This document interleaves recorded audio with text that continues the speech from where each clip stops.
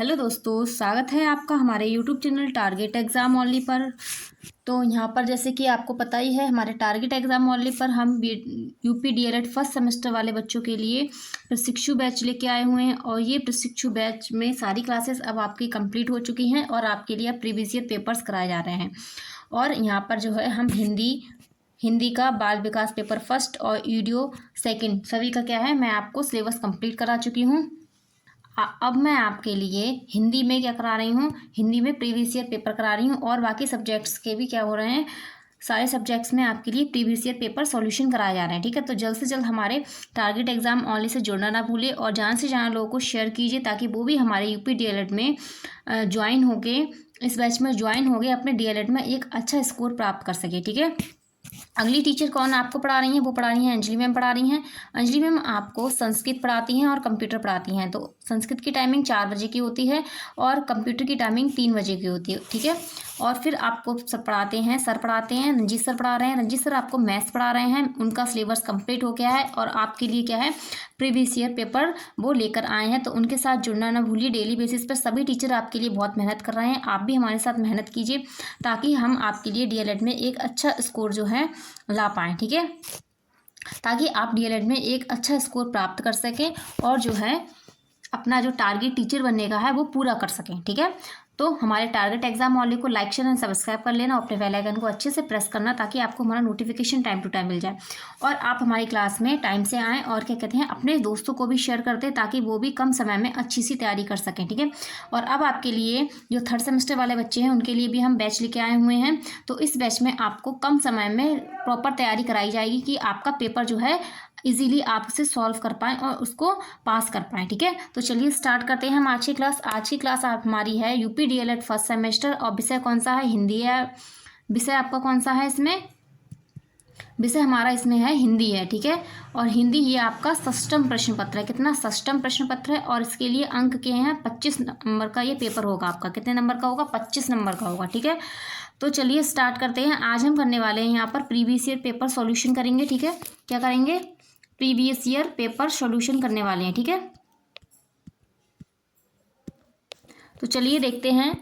तो previous year paper कौन सा पेपर है, ये हमारा 2017 का पेपर सॉल्यूशन करेंगे। आज हम क्या करेंगे, 2017 वाला पेपर सॉल्यूशन करने वाले हैं। ठीक है, तो जल्द से जल्द जुड़ जाइए हमारे यूट्यूब चैनल टारगेट एग्जाम वाले पर और जो है अपने दोस्तों को भी जोड़िए। देखते हैं पहला क्वेश्चन इसमें क्या आया हुआ है। तो ये प्रीवियस ईयर पेपर लाने का हमारा यही उद्देश्य है कि आपको इससे, क्योंकि रिपीट क्वेश्चन होते हैं, कुछ क्वेश्चन रिपीट होते हैं, इससे आपको क्या है, आपकी तैयारी होती जाएगी और रिवाइज भी होता रहेगा।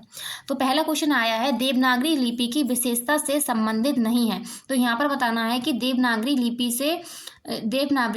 की विशेषता से संबंधित कौन सा कथन नहीं है। आ दिया है, जो बोला जाता है वही लिखा जाता है। बा दिया है, एक वर्ण से दूसरे का भ्रम नहीं होता।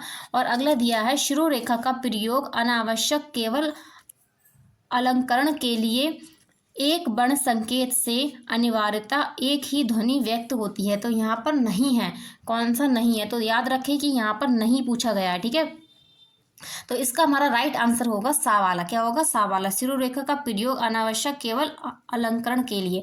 तो शिरो रेखा का प्रयोग जो है केवल अलंकरण के लिए नहीं होता है, शिरो रेखा का प्रयोग और भी होता है। ठीक है, तो ये हमारा यहाँ पर इसके सा वाला हमारा राइट आंसर होगा। अगला देखते हैं नेक्स्ट क्वेश्चन क्या है। अगला क्वेश्चन दिया है सेकंड नंबर, भाषा की सबसे छोटी इकाई है। भाषा की सबसे छोटी इकाई क्या है, व्यंजन है, शब्द है, स्वर है या वर्ण है।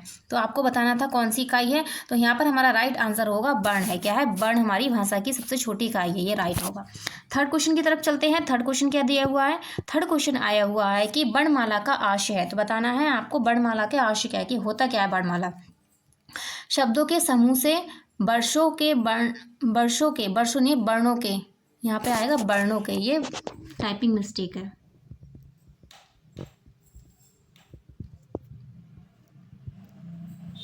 के संकलन से या वर्णों के व्यवस्थित समूह। क्या है, वर्णों के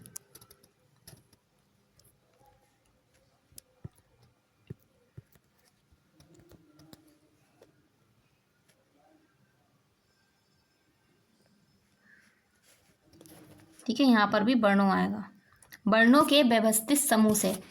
यहाँ पर क्या आएगा, ठीक है, ये टाइपिंग मिस्टेक हो गई है। ये रचना शब्द थे, तो इसमें राइट आंसर हमारा होगा सा वाला होगा कि वर्णों के व्यवस्थित समूह से वर्णमाला का आशय है। अगले क्वेश्चन की तरफ चलते हैं। अगला क्वेश्चन जो दिया है 4th नंबर है, वो है हिंदी भाषा में मूलतः वर्णों की संख्या मानी जाती है।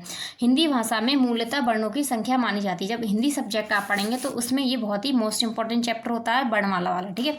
और वर्णमाला के अंतर्गत ही ये सारे क्वेश्चन पूछे गए हैं वर्णमाला से रिलेटेड। तो 55 होते हैं, 52 होते हैं, 50 होते हैं या 48 होते हैं। तो यहाँ पर राइट आंसर होगा 52। क्या होगा? 52 बा वाला यहाँ पर हमारा राइट आंसर होगा, ठीक है। बाकी को रफ कर देती हूँ वरना आपको कंफ्यूजन होगा कि मैम ने आखिरकार सही वाला लगाया कौन सा है। 4th नंबर क्वेश्चन कंप्लीट होता है। अब 5th नंबर क्वेश्चन की तरफ चलते हैं और आपको मुझे कमेंट बॉक्स में कमेंट करके ये बताना है कि इनमें से आपको कौन कौन से क्वेश्चन आते थे और किन किन क्वेश्चन में आपको कठिनाइयाँ हुई हैं। तो 5th क्वेश्चन दिया है अयोगभा है, तो अयोगभा क्या है ये आपको बताना है। यहाँ पर विसर्ग है, अल्प प्राण है, महाप्राण है या संयुक्त व्यंजन है। अयोगभा क्या होता है? विसर्ग होते हैं। क्या होते हैं? विसर्ग होते हैं, जिनमें इस तरीके से 2 बिंदियां लगती हैं, ठीक है, विसर्ग वाली, जिसमें आपका अंगा आता है, ठीक है। ये आगे चलते हैं, नेक्स्ट देखते हैं। अगला यहाँ पर हमारा क्या है? बहुविकल्पीय उत्तरीय क्वेश्चन कंप्लीट हो गए हैं।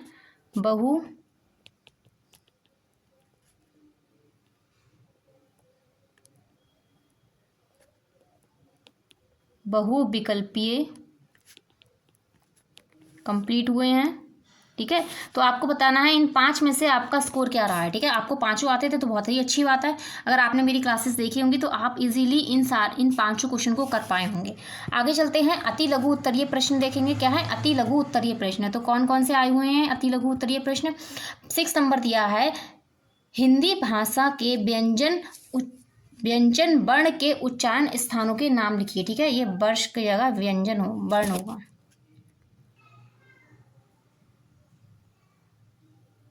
ठीक है।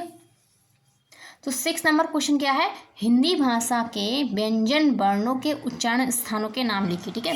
तो उच्चारण स्थानों के नाम लिखने थे, ठीक है। तो कौन कौन से आप लिख सकते थे? कंठ व्यंजन का वर्ग आता है, तालव्य व्यंजन चा वर्ग आता है, मूर्धन्य व्यंजन टा वर्ग आता है, दंत्य व्यंजन ता वर्ग आएगा और ओष्ठ्य व्यंजन में पा वर्ग आएगा, ठीक है। तो कचट तप, ठीक है, इसको कैसे याद करते हैं? क च ट त प, ठीक है। कचट तप का से कंठ, चा से तालव्य, टा से मूर्धन्य, ता से दंत्य और पा से ओष्ठ, ठीक है। इसके बाद और है दंतोष्ठ, ठीक है, जिसमें दांत और ओष्ठ दोनों से हम इसको बोलते हैं। तो कौन सा है? बा है, ठीक है, बा। इसके बाद आता है, ये आपके लिए क्या है? इंपॉर्टेंट है,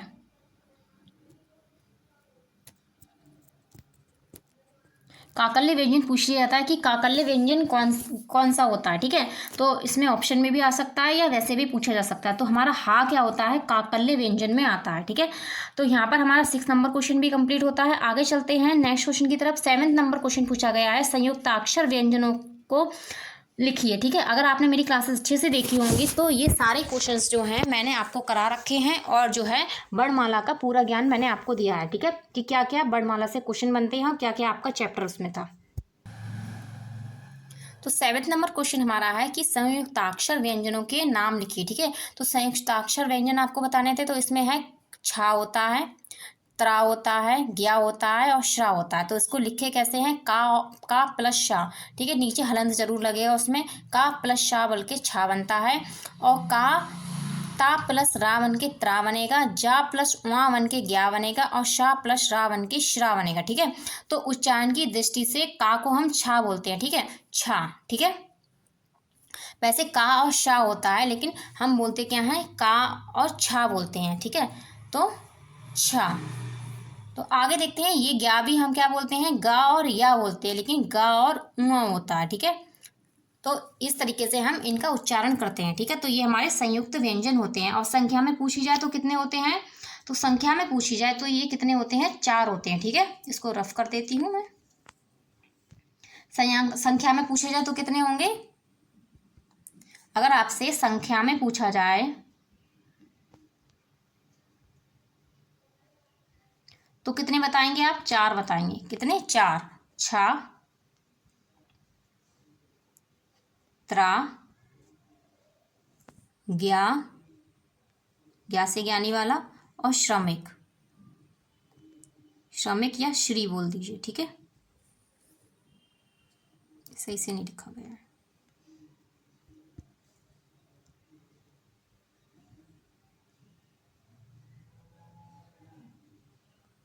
ठीक।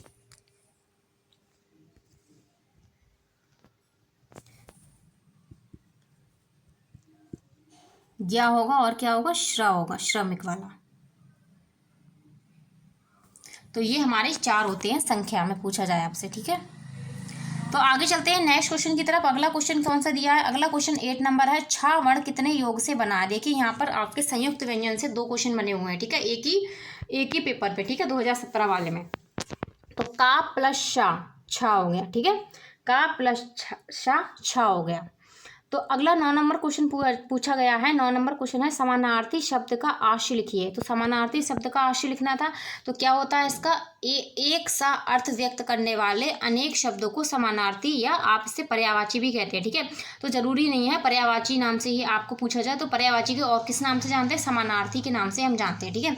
जैसे क्या हो गया, जल को नीर कहेंगे, बारी कहेंगे, पानी कहेंगे, आदि नामों से पुकारा जाता है, ठीक है। तो क्या है, पर्यायवाची को हम समानार्थी भी कहते हैं। आगे चलते हैं, नेक्स्ट देखेंगे अगला क्वेश्चन क्या दिया है। आप इजीली कर पा रहे होंगे, उम्मीद है मुझे, अगर आपने मेरी क्लासेस अच्छे से देखी हैं। लेकिन इतना बेसिक तो आपको पता ही होगा, ठीक है।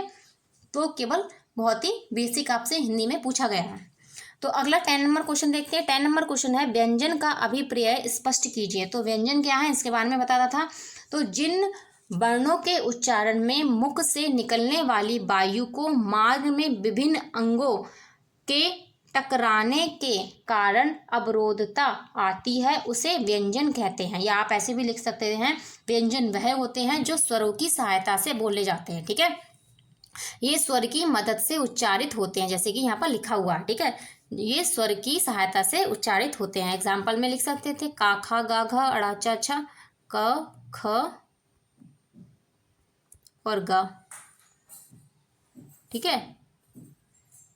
तो व्यंजन वही होते हैं जो क्या होते हैं, मुख से निकलने वाली वायु को मार्ग में विभिन्न अंगों से टकराने के कारण क्या होता है, अवरोध आती है। जैसे मैंने आपको बताया था, कावर चावर कचट तब में क्या, कंठ तालव्य मूर्धन्य जो हमारे अंग हैं मुंह के, उनसे क्या है, टकरा रही है वायु, ठीक है। आगे चलते हैं, 11 नंबर क्वेश्चन देखते हैं। 11 नंबर क्वेश्चन दिया हुआ है, हिंदी भाषा के कौशलों के नाम लिखिए, ठीक है। कौशलों के नाम लिखने हैं तो बहुत ही ईजी है, सुनना बोलना पढ़ना लिखना, सुनना बोलना पढ़ना लिखना, इसे आपका कहते हैं सुबोपली कहते हैं, ठीक है।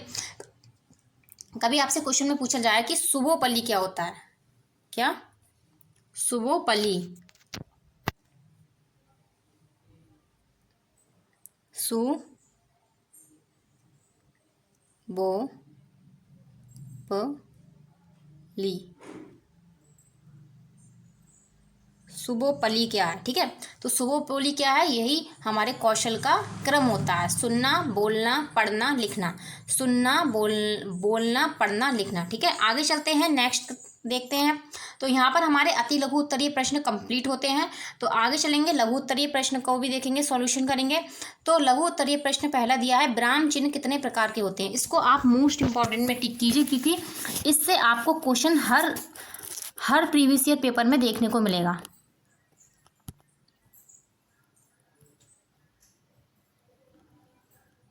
मोस्ट इंपॉर्टेंट, ठीक है, ये आपके लिए क्या है, मोस्ट इंपॉर्टेंट क्वेश्चन है। तो विराम चिन्ह कितने प्रकार के होते हैं। तो यहाँ पर क्या पूछा गया है, केवल उसके प्रकार पूछे गए हैं। अगर इसमें लिखा होता कि विराम चिन्ह कितने प्रकार के होते हैं, उनका वर्णन कीजिए या उनका विस्तार पूर्वक वर्णन कीजिए, तब यहाँ पर आप इसका विस्तार कर सकते हैं। तो देखते हैं।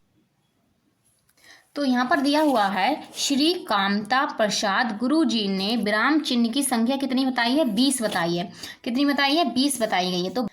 तो लिखा है, भाषा के लिखित रूप में अभिव्यक्ति को सरल सहज और रोचक और स्पष्ट बनाने के लिए जिन चिन्हों का प्रयोग किया जाता है उन्हें विराम चिन्ह कहते हैं। क्या कहते हैं, विराम चिन्ह कहते हैं, ठीक है। तो आप यहाँ पर एक छोटी सी डेफिनेशन भी इसकी डाल सकते हैं कि विराम चिन्ह क्या है। अब देखेंगे इसके प्रकार, देखेंगे 20 प्रकार के होते हैं, 20 के बारे में देखेंगे। पहला है अल्प विराम। क्या है, अल्प विराम। तो कहाँ पर जब थोड़ा सा हम रुकना होता है तब हम किसका प्रयोग करते हैं, अल्प विराम का प्रयोग करते हैं। और फिर है अर्ध विराम, इसके बाद है उपविराम, ठीक है। उपविराम, इसको आप विसर्ग विराम, विसर्ग भी कहते हैं। क्या कहते हैं?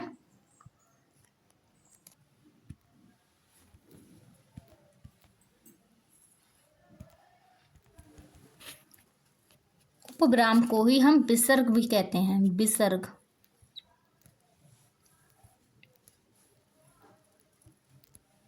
ठीक है, आगे चलते हैं। 4th नंबर दिया है पूर्ण विराम। 5th नंबर दिया है प्रश्नवाचक चिन्ह। पता ही आपको, जब क्वेश्चंस पूछते हैं तब लगाते हैं। और पूर्ण विराम जहाँ जो वाक्य है उसका अंत हो जाता है, ठीक है, मतलब पूर्ण हो जाता है वाक्य, तब हम पूर्ण विराम का यूज करते हैं। 6th नंबर दिया है विस्मय बोधक चिन्ह। क्या है? हर्ष, शोक, इन सभी के अंत में हम क्या लगाते हैं? दुख हो गया।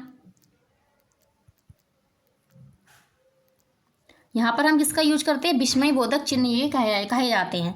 7 दिया है उद्धरण चित्र या आवरण चिन्ह, ठीक है। उद्धरण चिन्ह या आवरण चिन्ह, जब कॉमा, इन्वर्टेड कॉमा में कुछ चीज लिखते हैं वो क्या होता है?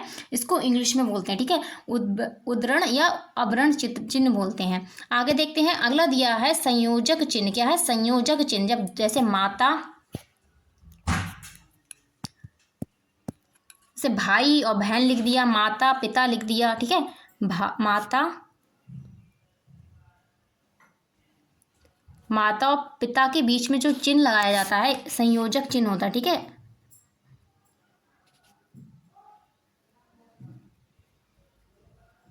ठीक है, आगे देखते हैं कोष्टक। तो कोष्टक कितने प्रकार के होते हैं? 3 होते हैं। कितने होते हैं? 3 होते हैं, ठीक है। तो ये छोटा होता है, फिर मझला होता है, फिर बड़ा होता है। 10 नंबर दिया है विवरण चिन्ह, ठीक है। विवरण चिन्ह, कुछ चीज़ हम लिखते हैं तो उसके आगे हम क्या करते हैं?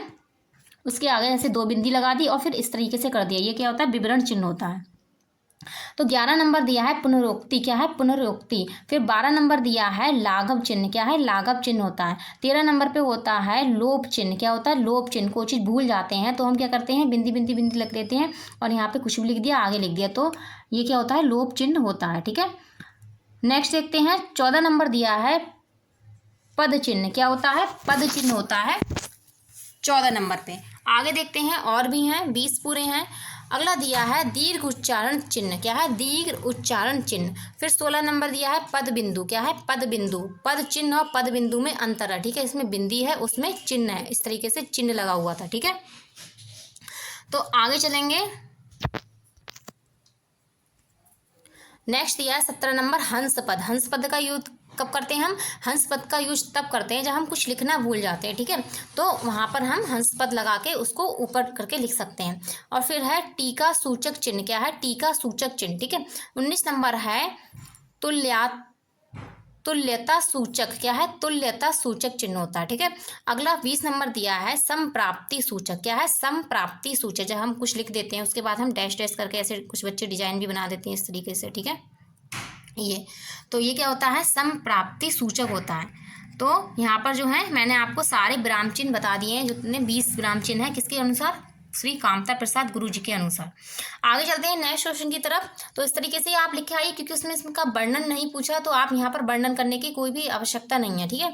तो अगला क्वेश्चन देखते हैं। 13 नंबर है अशुद्ध उच्चारण के किन्हीं 4 कारकों का उल्लेख कीजिए, ठीक है। अशुद्ध उच्चारण के 4 कारक, तो कौन सा है? पहला है ध्वनि लोपन। क्या है? ध्वनि लोपन है, तो किसी ध्वनि का लोप कर देना क्या होता है? ध्वनि लोपन होता है। सेकंड है ध्वनि प्रकृति, तो किसी ध्वनि का अल्प अथवा अति उच्चारण करना क्या होता है? ध्वनि प्रकृति होता है। ये क्या होता है? अशुद्ध उच्चारण के 4 कारक होते हैं। थर्ड इसमें दिया है ध्वनि विपर्य, ठीक है, तो किसी ध्वनि को उल्टा पुल्टा देना, किसी ध्वनि को क्या है? उल्टा पुल्टा देना, ये क्या होता है? ध्वनि विपर्य होता है। फिर 4th नंबर दिया है कि उच्चारण के साधारण नियमों का ज्ञान ना होना। जब उच्चारण के नियमों का ज्ञान नहीं होता है तब हम तब क्या हो जाती हैं? अशुद्धियाँ आ जाती हैं। अगला है शारीरिक विकृतियाँ, जैसे होष्ट, दंताक्षय, कोमल, ताल्लु का अभाव और लघुत्व, ठीक है। तो क्या होता है? किसी किसी की जीभ क्या होती है? आपने देखा होगा भारी होती है, तो वो क्या, इस कारण भी वो तुतलाते हैं, तो इसलिए भी उच्चारण क्या होता है? अशुद्ध होता है, ठीक है। तो शारीरिक विकृतियाँ ही होती हैं। तो इस तरीके से हम इसको सॉल्व कर सकते थे। अगला देखते हैं, 14 नंबर क्वेश्चन देखेंगे। 14 नंबर क्वेश्चन आया था कि छात्रों में अशुद्ध उच्चारण सुधारने हेतु किन्हीं ध्यान देने वाले बिंदुओं का उल्लेख कीजिए। तो छात्रों में अशुद्ध उच्चारण सुधारने, अभी हमने क्या देखा था कि अशुद्ध उच्चारण कौन कौन से कारक होते हैं। अब यहाँ पर एक ही क्वेश्चन आया है, एक ही अशुद्ध उच्चारण वाले चैप्टर से, ठीक है। तो यहाँ पर आपको बिंदु बतानी थी कि उसको सुधारने के लिए हम क्या कर सकते हैं। तो पहला इसमें है, प्रतिभागियों के समक्ष शुद्ध भाषा का प्रयोग किया जाए तथा उन्हें शुद्ध उच्चारित भाषा सुनने का अधिक से अधिक अवसर दिया जाए। क्या दिया जाए? अवसर दिया जाए। सेकंड इसमें है, प्रतिभागी यदि किसी शब्द का शुद्ध उच्चारण करने में असमर्थ हो तो उस शब्द का खंड खंड उच्चारण अभ्यास कराया जाए, मतलब कि तोड़ के उसको हमें अभ्यास कराना चाहिए। ये क्या है? उच्चारण को सुधारने के बिंदु हैं। इसका बाद है, ऋषि ऋषि शाशा ज्ञा वर्ण से बने शब्दों के उच्चारण का अभ्यास कराना चाहिए। ये क्या होते हैं? टफ होते हैं, इनके लिए हमें अभ्यास करना चाहिए। आगे देखते हैं और दिए कुछ पॉइंट्स में, ध्वनि के उच्चारण स्थान में परिचित कराकर उन्हीं के अनुसार क्या है उच्चारण अभ्यास कराना चाहिए। सही है। फिर अगला दिया है, ध्यान रखना चाहिए कि पढ़ते और बोलते समय मध्य में टोकने का बजाय बोलना पढ़ना समाप्त होने के बाद अशुद्ध शब्दों के उच्चारण का संशोधन करना चाहिए। जैसे कोई बच्चा पढ़ रहा है तो आपको बीच में उससे नहीं टोकना चाहिए। जब वो पूरा पढ़ ले उस चैप्टर को, या पूरा जो अंतराल है उसको पढ़ ले, उसके बाद आपको बताना चाहिए कि आपने कहाँ पर अशुद्ध उच्चारण करा है, उसको आपको सही कराना चाहिए। आगे दिया है, आदर्श उच्चारण के उदाहरण टेप रिकॉर्डर की मदद से हम कर सकते हैं बच्चों को, और टेप पहले से तैयार रहने चाहिए। ऐसा नहीं है आप मतलब कि टेप रिकॉर्डर बजाने जा रहे हैं और वो बजा ही नहीं, ठीक है। और सुनकर फिर प्रतिभागियों से उसी प्रकार उच्चारण करने हेतु कहना चाहिए। अगला है, ड ढ के उच्चारण का अभ्यास कराना चाहिए। और संयुक्त अक्षर मैंने आपको बताए थे, इनके बारे में बच्चों को बताना चाहिए, ठीक है। तो आगे चलते हैं, नेक्स्ट देखेंगे। तो यहाँ पर ये क्वेश्चन भी कंप्लीट होता है। अगला क्वेश्चन आया हुआ है 15 नंबर है, उच्चारण शिक्षण की विधियों का संक्षिप्त उल्लेख कीजिए। तो देखिए, उच्चारण से यहाँ पर 3 क्वेश्चन बन गए हैं। शुद्ध उच्चारण वाला जो है, शुद्ध उच्चारण वाला जो टॉपिक हमारा है, उससे कितने 3 क्वेश्चन बने हुए हैं, वो भी एक ही चैप्टर में। सही है। तो क्या दिया है, विधियां देखते हैं इसकी। तो पहले कुछ बेसिक, मतलब थोड़ा सा मैं आपको बता देती हूँ कि पर्णी बा यज्ञवाल्क्य ने शिक्षा में शुद्ध उच्चारण के बारे में बताया। तो क्या कहा है? पढ़नी। तो यहाँ पर ये कोटेशन एक दी हुई है। कभी आपसे मतलब कि बहुविकल्प में पूछा जा सकता है कि ये किसके द्वारा कहा गया है, ठीक है। तो ब्यागी तथा हरेत पुत्रान दृष्टाभ्या न पंडिताए न पीड़यन्ता भीता पतन भेदाव्य तदान प्रपोज्यन्ते, ठीक है, प्रपोज्यत। तो इस तरीके से हम इसको बोल सकते थे। तो ये किसके द्वारा कहा गया है? ये पढ़नी के द्वारा कहा गया है। माफ़ कीजिएगा, कुछ इसमें गलती हुई हो, ठीक है। आगे देखा होगा आपने, बाघ का बच्चा, इसका अर्थ मैं आपको बतानी हूँ। जिस प्रकार बाघिन अपने बच्चे को मुंह में लेकर चलते समय इस बात का ध्यान रखती है कि बच्चों को ना तो दांत चुभे और ना ही वे गिर पड़े, इसी प्रकार वर्णों का उच्चारण करते समय देखना है कि ना तो वे दबे रह जाएं और ना ही एकाएक बाहर निकल जाएं, ठीक है। इनका उच्चारण करते समय हम इस बात का ध्यान रखना चाहिए, ठीक है। आगे चलते हैं। इसके बाद अब हम देखेंगे कि उच्चारण के प्रमुख तत्व कौन कौन से होते हैं, ठीक है। तो पहला इसमें है ध्वनि व्यवस्था। तो शुद्ध उच्चारण के लिए हिंदी ध्वनियों की व्यवस्था का ज्ञान आवश्यक है। किस ध्वनि का उच्चारण किस उच्चारण स्थान से होगा, इसके बारे में हमें पता होना चाहिए। अगला है बल। तो जिस शक्ति के द्वारा किसी ध्वनि वर्ण का उच्चारण किया जाता है उसे क्या कहते हैं? बल कहते हैं, ठीक है। तो उच्चारण में बल का अर्थ ये है। जैसे मान लीजिए अक्षर वर्ण बल, तो क्या होता है? घर। इसके बाद शब्द बल, ठीक है। शब्द बल में क्या आता है? हरि घर जाता है, क्या हो गया? शब्द बल हो गया। वाक्य बल क्या हो गया? हरि घर जा सकता है, ठीक है। ये क्या हो गया? पूरा वाक्य बल हो गया। तो उच्चारण में किसी ध्वनि पर बल ना देने से भी अर्थ का अनर्थ हो जाता है, ठीक है। अगर उच्चारण आपका अच्छा नहीं है तो क्या है, जो वाक्य बोल रहे हैं उसका अर्थ का अनर्थ हो जाएगा। आगे चलेंगे। इसके बाद और पॉइंट है इसमें कि लय क्या हो? लय। तो जब अक्षर बोलने के बाद दूसरा अक्षर बोलने के बीच समान समय देने को क्या कहते हैं? लय कहते हैं। इसके बाद है स्वराघात। ठीक है, तो उच्चारण में ध्वनियों के समुचित आरोही अवरोह को क्या कहते हैं? स्वराघात कहते हैं। ठीक है, इसके बाद है गति। ठीक है, तो गति का अर्थ क्या होता है? शब्द समूह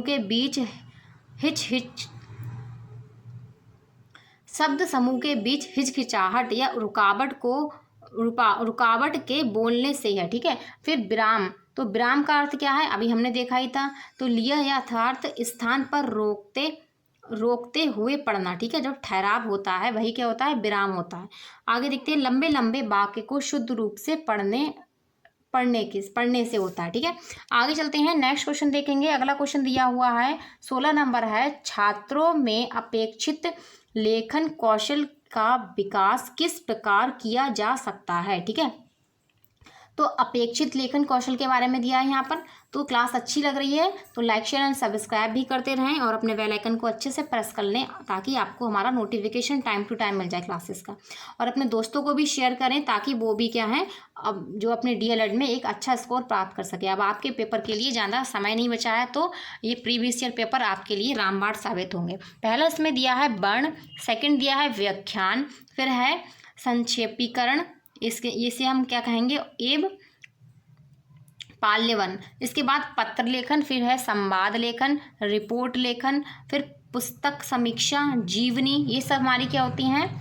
अपेक्षित लेखन कौशल होते हैं। आत्मकथा लिखना, निबंध रचना करना, एकांकी लेखन, कहानी लेखन, फिर कविता लेखन, ये सारे क्या होते हैं? लेखन कौशल होते हैं। ठीक है, इनके जरिए हम लेखन कौशल को अपना अच्छा बना सकते हैं। तो यहाँ पर हमारा 16 नंबर क्वेश्चन भी कंप्लीट होता है। अब चलते हैं, आगे चलेंगे 17 नंबर क्वेश्चन की तरफ। 17 नंबर क्वेश्चन आया है, लेखन शिक्षण की विधियों का उल्लेख कीजिए। तो यहाँ पर आपको विधियाँ बतानी थी। तो कौन कौन सी विधियाँ होती हैं? तो रेखाओं द्वारा लिखने की शिक्षा देना, फिर सेकंड दिया है माउंटेंसरी विधि से लिखने की शिक्षा देना, थर्ड इसमें है अनुकरण विधि से लिखने की शिक्षा देना, फोर्थ इसमें दिया है पोस्टोलॉजी की लिखने की शिक्षा विधि। ठीक है, फिर अगली दिया है मनोवैज्ञानिक विधि। तो यहाँ पर जो है क्वेश्चन में कभी कभी ऐसा आ जाता है, प्रीवियस ईयर में आया हुआ भी है कि माउंटेंसरी विधि का उल्लेख कीजिए। तो यहाँ पर किसी भी आपको एक विधि के बारे में पूछा जा सकता है। तो इसके लिए मैं आपके लिए क्या है, यहाँ पर तो वैसे आपको चारों विधि लिखनी थी डिटेल में, क्योंकि ये आपको लघु क्वेश्चन है तो इसमें तो लिखना पड़ेगा आपको, क्योंकि क्वेश्चन थोड़ा लंबा बनाना है, तभी आपको 2 नंबर मिलेंगे। तो पहली इसमें विधि है रेखा विधि। ठीक है, क्या है? अधिकांश देखा जाता है कि बच्चे कुछ रेखाएं खींचने लगते हैं, उन्हें उस प्रकार की क्या है? तिरछी पड़ी, सीधी व बड़ी रेखाओं के एक विशेष आनंद की प्राप्ति होती है। अतः बच्चों से इस प्रकार की रेखाएं आरंभ में खिंचवाई जाती है। जब स्टार्टिंग में हम प्ले स्कूल में जाते हैं तो उसमें क्या है? रेखाएं खिंचवाई जाती हैं। ठीक है, तो बच्चों को क्या है, हमें इस तरीके का इनका क्या है, इस विधि का प्रयोग तब होता है जब बच्चा प्रारंभिक स्कूल जाता है। ठीक है, तो इसीलिए क्या है, इसी ही रेखाओं द्वारा अक्षर सीखने की विधि कहते हैं। इसे क्या कहते हैं? रेखाओं द्वारा अक्षर सीखने की विधि कही जाती है। हमारी फर्स्ट विधि होती है। अगली है माउंटेंसरी विधि। तो माउंटेंसरी पद्धति में जो छोटे बच्चे को लिखने की शिक्षा देने हेतु 3 विधियां होती हैं। तो कौन सी विधियां होती हैं? 3 विधियां होती है। क्वेश्चन में आएगा कि माउंटेसरी विधि के बारे में बताइए, वर्णन कीजिए, तो आप ये लिख सकते हैं। तो पहली इसमें दी है कि सबसे पहले बच्चों को लेखनी पकड़ने का अभ्यास कराना चाहिए कि कैसे किस तरीके से वो पेंसिल पकड़े। ठीक है, यह अभ्यास कार्य कागज अथवा पट्टी पर रेखा गणित की विभिन्न आकृतियां खींचकर उनके लेखनी के द्वारा स्याही भरवाकर किया जाता है। अब तो स्याही नहीं चल रही, अब तो आप पेंसिल से कराते हैं। ठीक है, तो सेकंड इसमें विधि दी है इसकी माउंटेंसरी की। सेकंड विधि दी है बालकों को अक्षरों के स्वरूप बतलाने के लिए रेगमाल कागज का प्रयोग किया गया है। रेगमाल पर अक्षरों का स्वरूप बना रहता है। बच्चे अक्षरों के बने हुए आकार को अंगुलियां फेरते हैं। ठीक है, तो क्या होते हैं? उंगलियां उसके ऊपर फेरते हैं, उससे क्या होता है? बच्चों को अक्षर को मतलब कि उसका आकार कहता है, इसके बारे में पता चलता है। थर्ड इसमें विधि है धीरे धीरे उपयुक्त रेगमाल कागज पर उंगलियां फेरते फेरते बालक अपनी ध्वनि का भी उच्चारण करने लगते हैं। ठीक है, इस क्रिया के द्वारा वे अक्षरों की ध्वनि साम्य से परस्पर संबंध स्थापित करते हैं। ठीक है, और तब वे स्वतः लिखना शुरू कर देते हैं। ठीक है, ये 3 विधियों के द्वारा, जो मॉन्टेसरी विधि है, ये प्राथमिक कक्षा में हम इसका यूज करते हैं और इन 3 विधियों के द्वारा बच्चों को सिखाते हैं। अगली है अनुकरण विधि। तो अनुकरण विधि क्या है, मतलब कि बच्चे को अनुकरण करना, मतलब टीचर बोलेगा और बच्चा क्या होता है उसको अनुकरण करेगा, उसको दोबारा से दोहराएगा, तो यही क्या होता है, अनुकरण विधि होती है। तो अध्यापक श्यामपट्ट या बच्चों की पट्टी पर बड़े आकार का सुडौल अक्षर लिख देता है और बालक अध्यापक दोनों लिखे अक्षर को भली भांति क्या कहते हैं, अक्षर लिखते हैं। जैसे मतलब टीचर ने लिख दिया आ, और इसी तरीके से बच्चा भी क्या है लिखेगा। ठीक है, अनुकरण करेगा इसका। तो अनुकरण को हम लिखित विधि में भी यूज करते हैं और मौखिक विधि जो होती है, उच्चारण विधि, उसमें भी इसका यूज कर सकते हैं। ठीक है, वे अक्षरों को लिखना जान जाते हैं। ठीक है, तो आगे चलते हैं, आगे देखेंगे और विधि इसमें दी है।